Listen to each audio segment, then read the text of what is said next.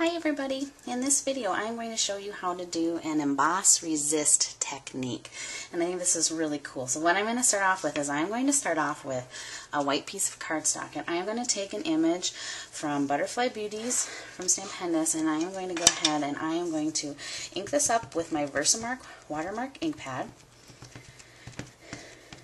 and I'm going to stamp it clear on here. And what I'm going to do is I'm going to take my clear powder, I'm going to pour my clear powder, my clear detail powder over the top. You have to kind of lift it up so you make sure that you get it.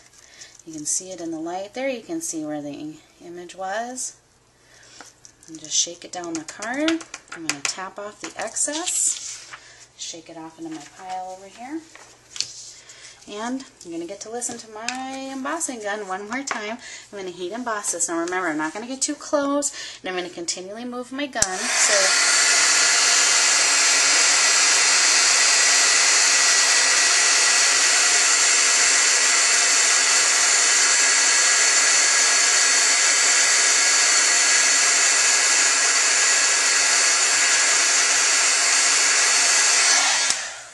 Okay, and there it is, all heat embossed. And what I'm going to do now is I am going to rub one of these Tim Holtz Distress inks over the top. Now, you don't have to use just one of these inks, but these are smooth. You can use any dye-based ink. And I'm going to take one of his this Ink Essentials ink applicator tool. I like this. You don't have to use this. You can use a cosmetic sponge, a makeup sponge. You can find those anywhere.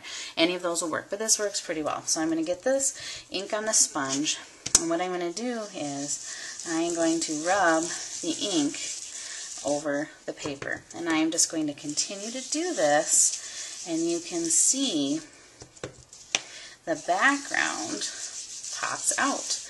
So the ink stays on the paper, but it resists where you've clear embossed. And it's very easy. I'm just doing a nice circular motion. It helps if you did it with a smaller piece of paper. If you start from the outside of the piece of paper and work your way in, that works a lot better.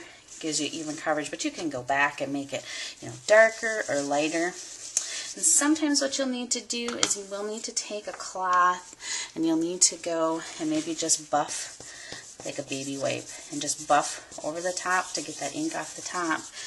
And there you go. There you have a very simple but beautiful emboss resist technique.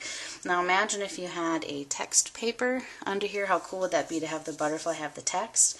Or any pattern paper that you'd want to bring out from underneath there. So there you go. There is an embossed resist technique. Thanks!